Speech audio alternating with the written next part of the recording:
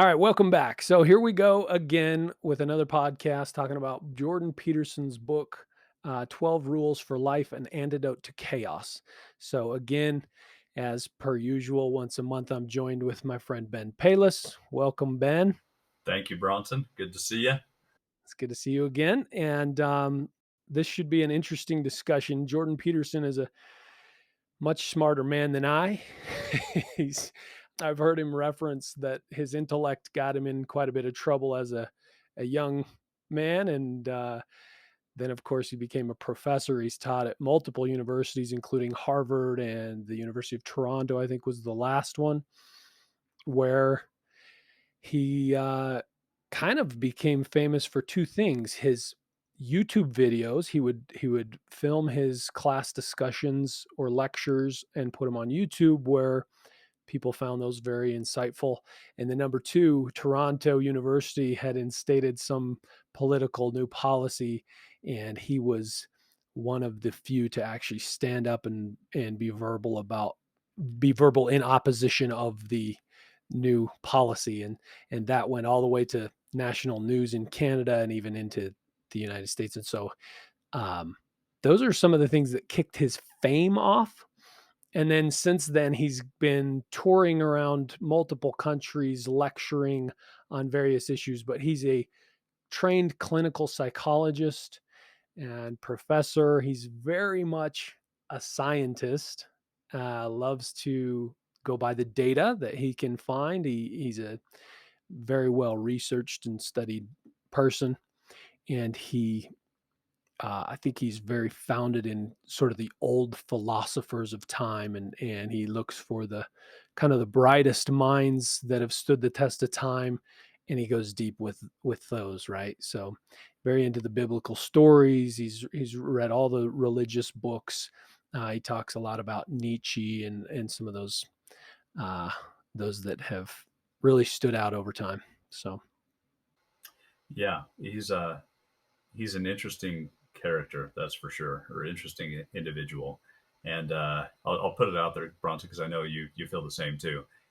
I would love to talk to this guy, right? I would love to get him on and go into a really deep conversation about his philosophies, why he thinks the way that he does. I think he's a fascinating guy, and like you said, much smarter than you or I. The depth that he's able to go into and his breadth of knowledge is pretty staggering.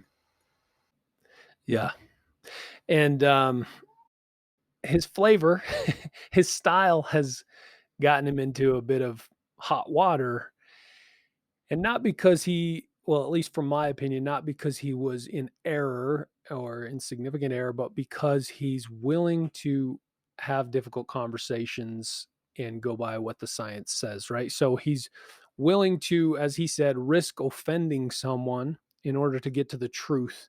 And when you're willing to do that, of course, you have those difficult conversations, and certain people don't like it, right? And not to say that he's accurate. I don't think that he would either say that that's 100% guarantee, but that to the best of our scientific research, to the best of his knowledge, that's accurate.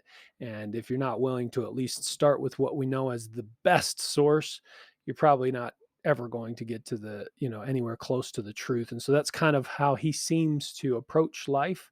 And in fact, one of his rules is to tell the truth, or at least try not to lie, right? And so he seems to live by that as best he can. Yeah, one of the fantastic things that I've learned about him, because not only in reading this book, but also listening to a lot of the podcasts that he's been on, he's willing to talk to anybody, which is pretty rare nowadays. He doesn't stick to I will only talk to people who think the same as I do. In fact, he seems to seek out others with differences of opinion, or is not afraid to talk with others who have extreme differences in their own opinions or differences with what they feel his philosophies are. So Yeah. there's been some interesting discussions out there that you can look up, whether it's on different podcasts or YouTube channels. Um, there's some interesting ones out there. Yeah, and he'll do them in front of large crowds too. Like, so I've watched YouTube videos of him at universities on stage with some other brilliant person who's got an opinion that's uh, in opposition to his, and they'll lay some, foundational theories and evidence for their opinions, and then have a debate right there in public on the stage. And he's very fascinating. He's got a ton of knowledge in that brain, and he's an interesting guy. So to kick things off with the book, in the overture, he says, I proposed in Maps of Meaning that the great myths and religious stories of the past, particularly those derived from an earlier oral tradition, were moral in their intent rather than descriptive. Thus, they did not concern themselves with what the world was, as a scientist might, but with how a human being should act. I suggest that the ancestors portrayed the world as a stage, a drama, instead of a place of objects. I described how I had come to believe that the constituent elements of the world as drama were order and chaos and not material things. And so he in many of his lectures and throughout the book starts in those types of frameworks, these old oral traditions, whether it's Christ or yin and yang or whatever other religious or ceremonial tradition that comes from the past, that these ideas are inherent in the human experience, like suffering and peace, and this ever constant battle that we struggle with. And so he starts many of the chapters in some form of kind of ancient tradition or religion, and then transitions to his principle. Jumping to rule number one, he says, stand up with your shoulders back. The idea here, he's saying that if you can bite, you generally don't have to. When skillfully integrated, the ability to respond with aggression and violence decreases rather than increases the probability that actual aggression will become necessary. So my take on it was, he's sort of describing that if you're somebody who can be both feared and respected, that you're much better off in society, right? And it quickly reminded me of some of those statistics I've read where people over 6'2" are more likely to be a CEO, or people with a very deep baritone voice are more likely to be a leader of a company, or like there's interesting traits in the human experience where we're kind of more willing to respect or follow somebody because of their physical or verbal or intellectual traits. And so he's kind of getting to that, like stand up with your shoulders back, willing to lead, willing to fight, willing to stand up for yourself and others, and that in that instance you'll be less likely to actually ever have to be aggressive or violent. You'll also be able to take advantage of more of what the world has to offer you in the you know in terms of success. What I related this back to, the very first thing that popped into my mind, um, is the old Boy Scout motto of "Be prepared," and that's what I related it back to. Whereas stand up straight, keep your shoulders back, act confident, right? And who is typically confident? Well, it's people who are prepared for whatever might come at them. So whether that's issues, simple things like issues on the street, be prepared. You know, um, I seem to want to throw a Jocko comment in every time we do this, but like Jocko would say, train. Be prepared, be confident. You know, if you get into a confrontation, be prepared that that you can be the one to come out of it unscathed, and unscathed meaning walk away. Um, so there's a lot of things that go into that, and you mentioned that there's a lot of statistics about if you're over 6'2", you're more likely to be a CEO, and I think it's because people look at someone who looks like they're confident and says, "Oh, that person is confident. Why is that? And what do they know that I don't?" And I think people react to that. So I've found that myself in many situations throughout the years, that if you look nice and act like you know what you're doing and where you're going, people A will leave you alone, or B will follow you to go and do it. So I think that is excellent advice. Absolutely, and I've heard Jordan Peterson say many times in his discussions and things that, um, success, economic success is highly correlated with, disagreeableness, and so, essentially, someone who appears to be willing to fight to win will, quickly scale the ladder, whereas others will sort of go, "Wow, I don't think I'm prepared for this," or "I don't want to engage in this," right? And so even that simple act of standing up straight with your shoulders back, gives you a bit of that edge, and it's a mild way of putting it, but, um, certainly true in things I've read, statistically. So, rule 2, treat yourself like someone you are responsible for helping. This one, I think we both felt like it was a solid principle and also eye opening in that people actually don't treat themselves as well as they'll treat others, or as he says in here, even as well as their own pet, right? Uh, so one thing I highlighted, he said, "This is the amazing thing. Imagine that it isn't you who feels sick; it's your dog. So you take him to the vet. The vet gives you a prescription. What happens then? You have just as many reasons to distrust a vet as a doctor. Furthermore, if you cared so little for your pet that you weren't concerned with what improper, substandard, or error-ridden prescription he might be given, you wouldn't have taken him to the vet in the first place. Thus, you care. Your actions prove it. In fact, on average, you care more. People are better at filling and properly administering prescription medication to their pets than to themselves." I thought it was interesting about, care for someone, care for yourself like you are responsible for helping others. And he essentially says that statistically, people are better at caring for other people, even their pets, than they are about caring for themselves as it pertains to, prescription drugs and medical care. And as we're both in healthcare professionals, I've witnessed this over and over and over. People will go above and beyond to get care for someone they love. Yes. And yet they'll suffer with a chronic illness that could be partially dealt with for years with no treatment, no assistance, nothing. And they just act like they're not worthy of it, or, it's a strange thing. Yeah. So, his overriding philosophy for this seemed to be, you need to help yourself before you can actually effectively help others. And there needs to be some self-care and some self-love. Number one, you need to take care of yourself. Once you've taken care of yourself and you are on a good path, you then can more effectively take care of others, meaning your family, your extended family, your friends.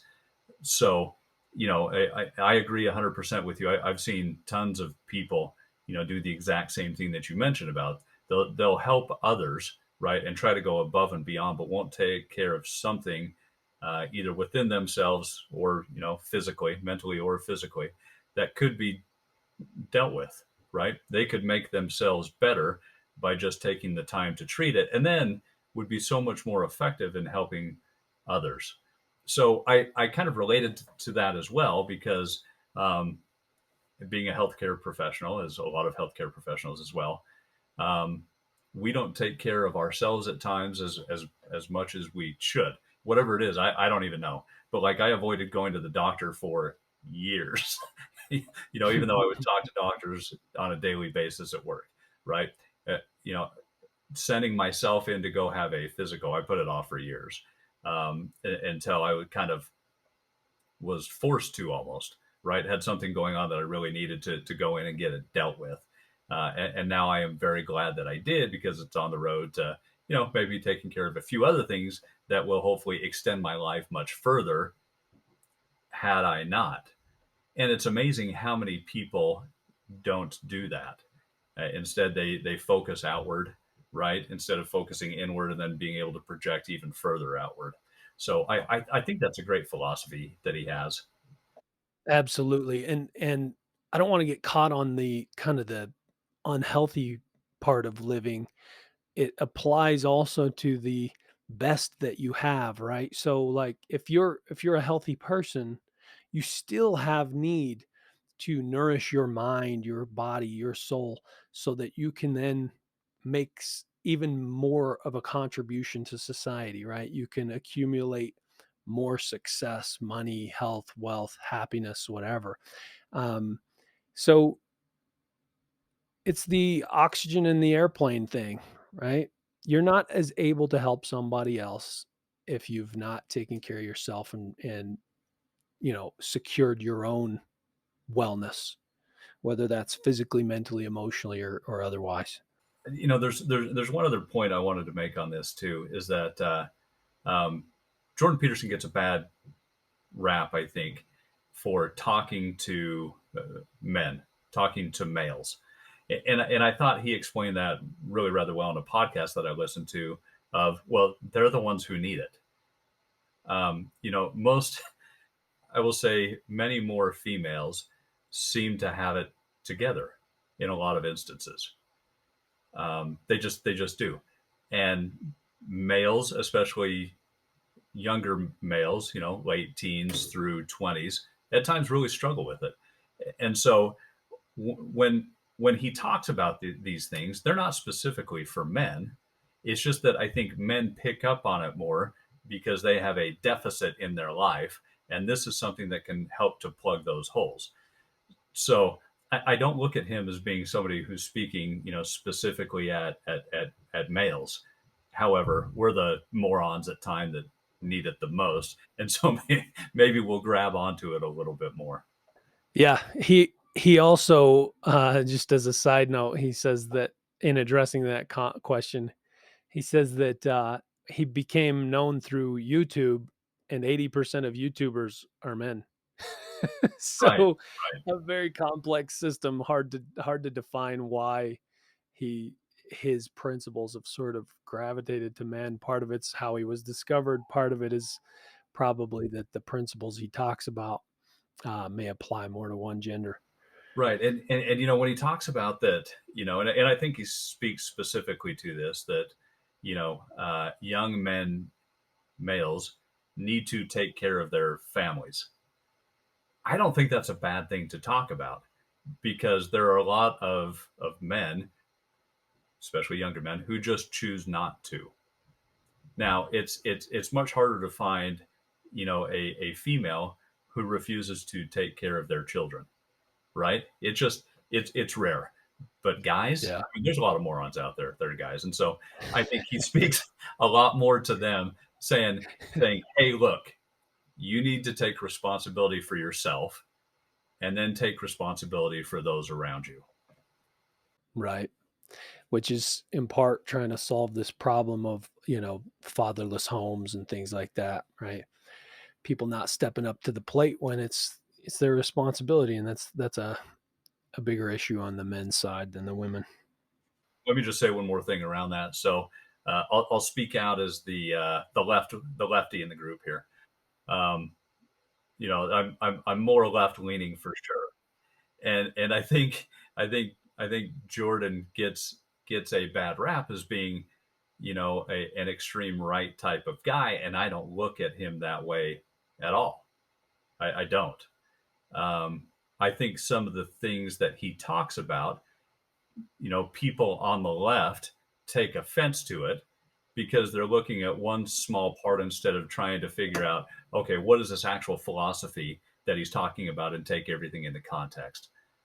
So I mean, I look at this guy as being, pretty center of the road, like you said, scientist, and I'll say soft scientist since it is a soft science that he works in. But I think it's a guy that's out there trying to find truth and trying to help other people. For sure. Principle number three, then, rule number three is make friends with people who want the best for you. I found this chapter really interesting for a couple different reasons. Number one, I agree with the premise of this chapter, which is, make friends with other people who are going to help to lift you up. Um, but I found it interesting because I'll say that I think a lot of the Christian right identifies with some of the things that Jordan Peterson talks about, and agrees with most of it. And that's why I found this chapter so interesting, because some of the things that he got into were, not only make friends with people who are going to lift you and make you a better person, but he suggests that you should not make friends with those who maybe have the potential to drag you down. And he goes so, as far to say that don't go and make friends, with the vagrant on the street, or the guy who maybe is struggling with drugs down there on the corner. Don't go make friends with those people and try to lift them up, because more than likely you're not going to lift them up, they're going to drag you down. And it's a concept that I found to be foreign from the way that I was raised, and definitely from the community that I live in, the way that they perceive, or the way that they at least talk about living their life. Yeah, make friends with people who want the best for you. I think it touches on that concept of show me your friends and I'll show you who you are, kind of thing, right? Or you're the average of your five closest friends. Um, if you if you hang around people who have poor standards, who would rather have you as a comfortable familiar source to their addictions or negative behaviors rather than um, see your progress, right, then that's a bad thing for you. And people, when you change, everyone else has a reaction to that. And people that genuinely want the best for you will see the change, and though it might be a little bit of a struggle for them to get adjust to the new norm, they'll still encourage you because they see that you're working hard to become something more. Whereas a friend or an acquaintance, I'll say, that doesn't want the best for you, when you make a change or an adjustment, they'll complain about it, they'll tell you all the reasons you shouldn't, they'll try and drag you down, right? So this is an excellent principle, especially in the kind of personal development, self-help world. You must improve your network in order to improve yourself. And he explains it well, why that's true, right? Yeah, he does. From a philosophical standpoint, I guess that's kind of where I took this. I agree. I agree with you 100%. When you think about your network and then trying to improve yourself, definitely, with your job, and even your personal life, you of course want to have good friends surrounding you that will lift you up. You don't want to have that crab friend that will keep reach up and drag you back down. So, but from a philosophical standpoint, so what I related this back to is, we'll get a little bit biblical because he does, so I think it's okay. If you think about the stories of Jesus, right, or the Bible as a whole, who did Jesus hang out with? Well, he hung out with the not so great people on the street, right? That was 12 apostles, of course, but who did he minister to? Who was he hanging out with? Well, it wasn't the best people, at the time. Instead, he was trying to lift up those around him. So that's really the whole Christian philosophy, right? Is try to lift others up. And so from a philosophical standpoint, I found his points to be really interesting.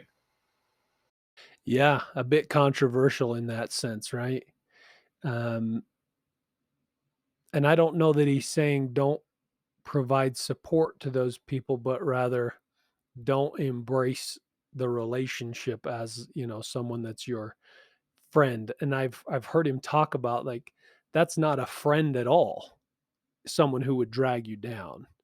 That's an acquaintance, so don't perceive them as a friend and don't try and nourish that relationship as if they're your friend. if they are a negative, that crab you say that pulling you back into the pot. Yeah, and that's one reason why Jordan Peterson, I would love to talk to you. Please come on the podcast and talk to us about this and many other things. Because yeah, I would like to get into this a little bit deeper to find out what he actually thinks surrounding that. Um, is it Yeah. that because I think if I'm recalling right, at one point in the book, he actually talks about shunning those type of people, right? Don't let them into your life because no matter how much you try to help them, you're not going to help them. Instead, they're just going to drag you down. So it'd be interesting to have a conversation surrounding that. Absolutely. Let's move on to number 4. Rule number 4, compare yourself to who you were yesterday, not who someone else is today. A problem in the social media era, right?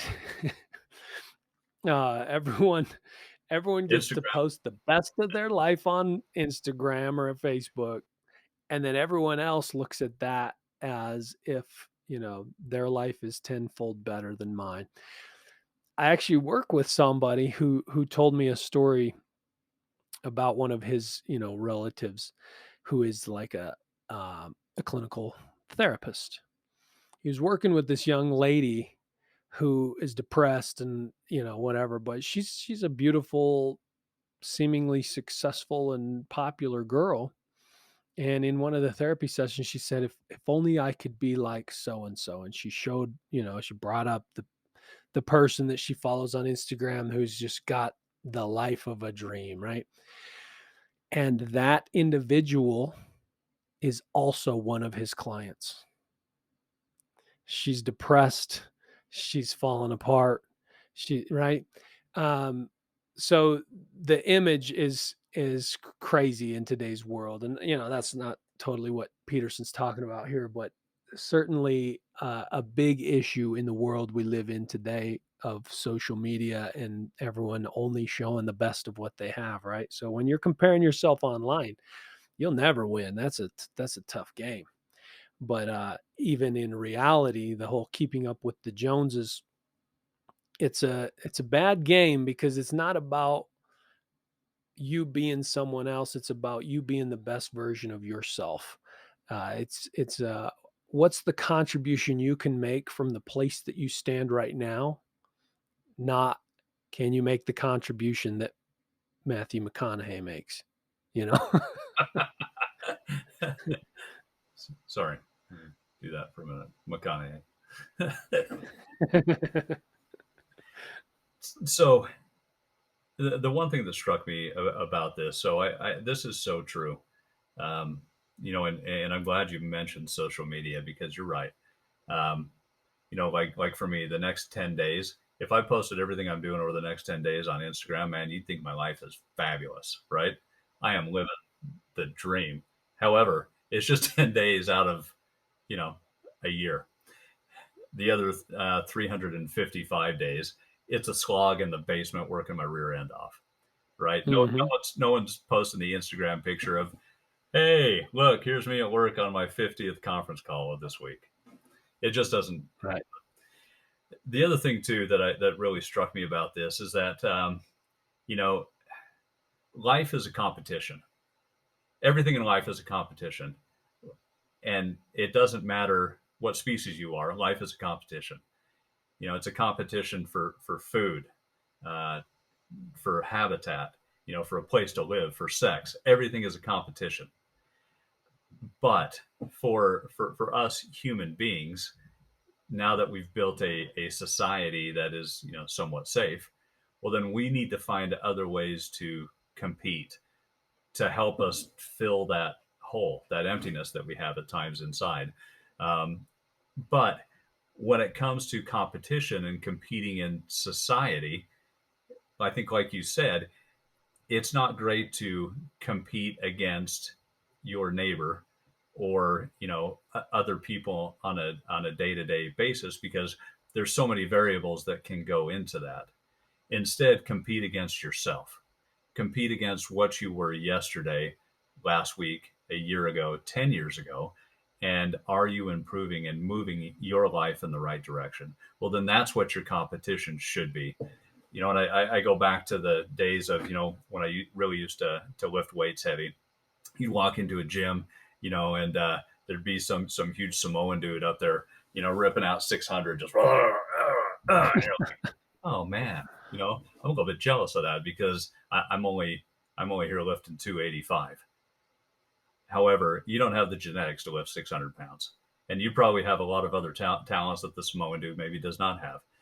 But you're lifting 285 today, where you lifting 200 3 months ago, or 185, 6 months ago. Are you improving and going in the right direction of whatever it may be? Well, if so, hey, you're winning that race. It's an impossible game to beat the world, right? I mean, that's like there's always somebody that's better at something, right? And you can't be good at all things at all times, and so you kind of got to pick which directions you want to go as a person, as an individual. What talents do you want to develop? Which things do you want to improve upon in your life? What contributions do you want to make to society around you? And then compare yourself to yesterday, and that's the most healthy way to go about it, and it's also really all you can control, right? Because you don't know what Elon Musk is going to do next, and if he builds some other crazy company, is that even something you had in mind? You know what I mean? Is that some talent you want to develop? Is that somewhere you want to put your time, attention, and energy? Or do you have other things that you were meant to develop and contribute to the world, right? So you'll never be able to be number one at all things in all ways, right? So that's a God complex for sure. Find a way to be comfortable in your own skin. Takes a while, but find a way to do it. All right. So to not make this episode too long, we're going to skip a couple of these principles. So rule 5 is do not let your children do anything that makes you dislike them. Definitely worth a read. Intriguing title, but we're going to go ahead and skip past that for now. And we'll go to rule 6 says set your house in perfect order before you criticize the world. Um, Initial thoughts before I read it. Uh, we're quick to criticize what we, as human beings. It's like it's very easy to point fingers or point out what's wrong or why someone did this the wrong way or things that irritate us. Uh, but he's talking about your your mental, emotional, physical health hinges upon paying attention to the world around you, preparing yourself, and keeping your life in order so that you can kind of, in a sense, pay attention to the metrics. Right? It's like, how are you calibrated emotionally? How is your house in order? If you live in chaos, it'll be difficult to notice any change at all. You'll be unprepared when something bad happens, right? So, to illustrate this point, he says things fall apart. That's one of the sections under this chapter. And I'm going to just take a couple of snippets, but he says that, you know, things fall apart. And is that God's fault or is it because we failed to pay attention? He says, when the hurricane hit New Orleans and the town sank under the waves, was that a natural disaster? The Dutch prepare their dikes for the worst storm in 10,000 years. Had New Orleans followed the example, no tragedy would have occurred. It's not that no one knew. The Flood Control Act of 1965 mandated improvements in the levee system that held back Lake Pontchartrain. The system was to be completed by 1978. 40 years later, only 60% of the work had been done. Willful blindness and corruption took the city down. Apply this to your own life, right? Clean up your room. If your room is a mess, how do you know what's missing and what's there? Uh, when it's time to get ready for something, is it more difficult to find what you need, right? In a business, one of my favorite parts of a Jim Rohn talk was, have you ever heard this about money? I don't know where it all goes. And he jokingly says, "Oh, we ought to have you run our business." Right? If you can't even keep track of your money, where it's coming and going, how are you supposed to manage a business, right? I did a podcast episode a long time ago called "You Are a Business, Manage It Well." And you should know how much is going to come in this month, how much is going to go out this month, where is it going to go. Hopefully a lot of it's going to investments and insurance and all these different things that can protect you from the downside, right? When the storm comes. So these are the concepts and ideas he's talking about in this chapter, which I really found to be very applicable to the daily life. Yeah. So once again, Admiral McRaven, has a couple great books, and in one of them, it's make your bed. First thing in the morning every day, make your bed. Keep your own house in order. And it's so true what you said, that if you can keep your own house in order when those storms do come, boy, you're so much better at being able to weather those. I always go back to um, the great recession that we had a decade ago, or maybe even longer than that. Yeah, time flies. Anyway, in my life, we thought we were fairly prepared if something were to happen, you know, financially. We had some savings, we had stuff set aside. We thought we had a good plan. Well, our plan, fell a little bit short. Luckily, we were able to weather the storm, right, and come out through on the other side. However, it got pretty close, right? We lost a we lost a ton of stuff, almost lost everything, and I wish that we would have prepared even better than what we had. Um, but the good thing surrounding that is, at times, not always, but at times, I'm able to learn from my mistakes, and hopefully we put some better things in place if something were to happen the next time. Um, However, you read these articles or hear about different things where a large percentage of Americans are 30 days, 3 weeks, or two checks away from losing their house or not having anything to eat, because of our lack of preparedness, because it's a me society, and what do I want today instead of preparing for the future. So this is fantastic advice of what he gives out, and some of those philosophies on how you can prepare yourself, prepare your family for what may come down the pike. Absolutely. Um, it's a key principle, financially, emotionally, physically, right? Keep yourself in order. I I think this idea is easy to see in the physical fitness world. Like, I had a neighbor years ago that was humongous, and his little 3-year old took off running towards the street, and he couldn't catch him. He couldn't catch him. And to me, that's terrifying. A 3-year-old that doesn't know how to navigate this world of traffic and cars and the dangers that exist, and his dad can't even protect him because he's not athletic enough to catch a 3-year-old. You know, a good portrayal of what it's like to keep your house in order, right? Keep your body in order, keep your mental state in order, keep your finances in order. It applies to every aspect of our lives. It does. Before you go on, I'm going to throw one more Jockoism in there. Stay on the path. If you're not on the path, get on the path. Stay on the path. You know, mentally, physically, financially, get on a path for yourself. Okay, rule 7, pursue what is meaningful, not what is expedient. So I think this really does follow up on rule number 6. When we talk about getting on a path or laying out a path for yourself in your life, figure out the things that are actually meaningful for you and for your family, and then go after those things.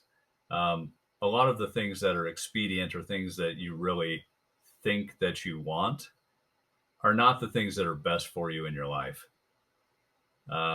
we talked a couple minutes ago about, I'll just call it Instagram society, right? About, wanting to take the best pictures to post on your social media so people think you've just got an awesome life when it's all just fake. Instead, figure out for yourself what is actually meaningful for you. What's going to help you succeed throughout your life and help your family succeed. You know, um, education. Preparing yourself to get a good job. And a career to be able to take care of your family. Do those things that are going to help you in the long run. So that's the main parts that I got out of that. Yeah, he has a pretty good description of like delayed gratification. Managing your impulses now so that your future will be better. Um, and he illustrates that through some of his stories of the Bible and various things, right? Where it's like people started to understand that time could be on their side if they would only manage themselves well today so that tomorrow could be better for me and my family, etc. So, uh, definitely worth a read. He references several amazing people of the past, including Benjamin Franklin, uh, talking about how to win people over and build relationships and things that will pay off for you over time. Pursuing things that can have true impact on your life rather than just constant entertainment, good food, tasty treats, right? It's not always good. One thing that I thought about actually when I was reading this, and I think it was because I was hungry, was about meat. So I, as well as many others, like a good steak, good piece of cow every now and then. Um, and the way that I related this back to that is, I mean, filet is pretty good stuff, right? You get a good cut of filet. That's pretty tasty. It's quick and it's good, but it's really flippin' expensive. However, you can take to, and I'll say up until before the last 6 months, you could get you a brisket, and per pound, it's a heck of a lot cheaper than a fillet because it's a cheaper, tougher cut of meat. However, if you put the time into it, right, prepare it right, slow cook it, smoke it, that brisket blows away a fillet. And yet it costs you, a sixth as much as what a fillet would. But it's so much tastier. And maybe it's just because I was hungry, but I really related that back to that is that the expedient stuff, while good, it's not going to be as good as something if you have a little bit of delayed gratification and prepare something, wait for it, do it right, and then you get to eat it. That's the best. Put the time, energy, thought, patience into something worthwhile, and instead of instant gratification. Rule 8: tell the truth or at least don't lie. I think most people would be a little confused by this because um, most people perceive themselves as honest people. Even the people that lie the most think they're quite honest. Uh, I've discovered this through various scenarios in my life, and I was like, and I had to the come to Jesus moment myself where somebody challenged me on this, and it was like there was like this one thing in my life that I was like, I'll just kind of fudge the truth a little because it's easier to get by in life, and then he called me out on it. I was like, so if you're willing to lie about that, are you an honest person? And I was like, oh, um, I guess not, because I'm straight up admitting that I'm willing to fudge the truth so that this tough conversation can just be delayed or put aside, right? And I perceived myself as an honest person until that point, and then I went, "Wow, okay, where else am I willing to fudge the truth?" And uh, it's easier, it's more comfortable to navigate, pick and choose where you're going to be truly honest and have frank truthful discussions. And it's worth contemplating, and Jordan Peterson, he explains in this section that while it's uncomfortable to always tell the truth best you can, uh, it prevents future problems that may be equally or even more uncomfortable. I thought a lot about, a couple different things. One of the things that, because I think about this with work, and I think a lot of people can relate to this too, is that, when you talk about telling the truth, um, at work, when you're in a discussion or in a group setting, how often are you willing to speak up and actually speak the truth to power? Um, and it gets tough, right? I think you're right that, a lot of people do consider themselves honest, um, but how far does that honesty go? Um, with what I'm referring to, I think there's a time and a place for it, right? To speak up and speak the honest truth, especially to power that might affect you long term. Uh, but I think it counts for that as well. So that's something that I really thought about when I was going through this chapter, is how willing are we to actually to speak up, whether for ourselves or for others around us in those challenging type situations. I think the second half of the principle is interesting. At least try not to lie. Um, there's a book called The Art of Possibility, and I think the first chapter, one of the chapters is something along the lines of "It's all invented,"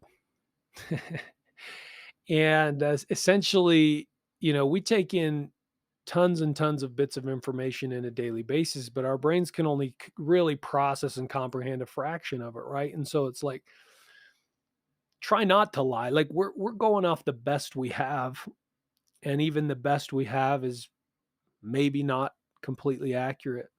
So I think this reminded me of, like, you actually don't know all the truths. Even the things you think are true may not be true. And so do your best to, find truth, speak truth. Don't pretend you know all truth. Ray Dalio talks a lot about this in his life. Early on, he was certain that the stock market was going to react a certain way to the printing of money, et cetera. And he was exactly wrong.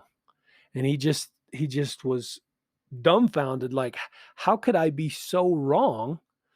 And then, of course, in the future, he decided to put things in place so that could challenge his thinking. And so it's like, I how do I know I'm right? And he would put, people, places, metrics, systems in place to challenge his thinking so that um, he could, in his business and his investments and everything, do so with the most accurate information available, not what he personally perceives to be true, right? So it's a complex way of saying, like, try not to lie because you don't know it all. Yeah, that makes a lot of sense. And the other thing that I thought about with this as well is that, I'll say over the last 5 years or so, we'll say 5 to 6 years, um, especially in politics, but it's really reached into most everyone's everyday life now. Is that, there's things called alternative facts now, right? Or alternative truths, where everyone has their own fact or their own truth, which isn't accurate. You have your own perspective on things. You have your own ideas of things, but you don't have your own truths. There aren't two truths. I don't feel, at least. I think there is a truth, and then people's different versions of what they think that truth might be. But You might have just lied right now. Just kidding. maybe, maybe. But for me, that's what I'm going with. But Uh, it's it's weird, where society has come to in the last few years around truth, and people trying to tell you that they're telling the truth when it's just clearly that they're lying and they're full of crap. So I think that if everyone like actually put this in their life, boy, we'd live in a much better society. All right. So, in the interest of time, we're going to skip another principle or two here. So, rule 9 is assume that the person you are listening to might know something you don't. We're gonna breeze past that one, though it did have some interesting insights, as all of his principles do. Jordan Peterson leaves no stone unturned and has a long way of getting to his principles. So there's a lot to learn in each one of these. Be precise in your speech is rule 10. Um, he, I think this relates very well to what we were talking about with rule 8, in that what you say has power and impact in the world, both to yourself and others. How you portray an idea, a thought, a feeling, or emotion is up for interpretation to others. And so, doing your best to precisely explain and get across your ideas is your responsibility. I really liked this one because I've thought a lot about this rule, um, for myself over the past couple of years, in talking about being precise in your speech, because words have meaning, and the more words that you learn and how to use them precisely and accurately, the further that it can get you in life. If you can explain your thoughts and your ideas effectively to other people, you can do a lot of really neat and cool things for you and your family. If you're able to get your points across to people at work, more than likely you're going to end up getting promoted more often than other people who cannot. If you're able to portray your thoughts accurately to your spouse and to your children, you're going to have a much happier home life than you would otherwise. Uh, just being able to be precise and accurate in speech is just so important in life. And I think a good segment of the population either has lost that, doesn't understand it, doesn't care. So if you can be the antidote to that, it's going to get you a lot of places. It's incredibly important as a leader. Um, as you know, Ben, I am in like the inner circle for the Order of Man, and we were talking about this the other day in the Iron Council leadership, right? And a leader's job is to portray uh, the mission or an idea or to inspire. And if you're not precise in your speech, you may have just given the wrong command, right? You may have given a message that is not congruent with what you actually intended to give.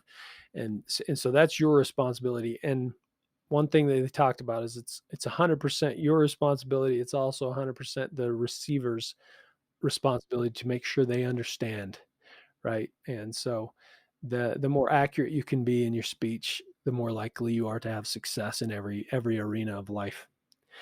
Um, Rule number 11, do not bother children when they are skateboarding. We're going to skip that one as well. And I will end on just a brief note from chapter 12 that says, pet a cat when you encounter one in the street. Um, I'm not actually going to get to his point of petting a cat, but he starts this chapter talking about the vulnerability of humans.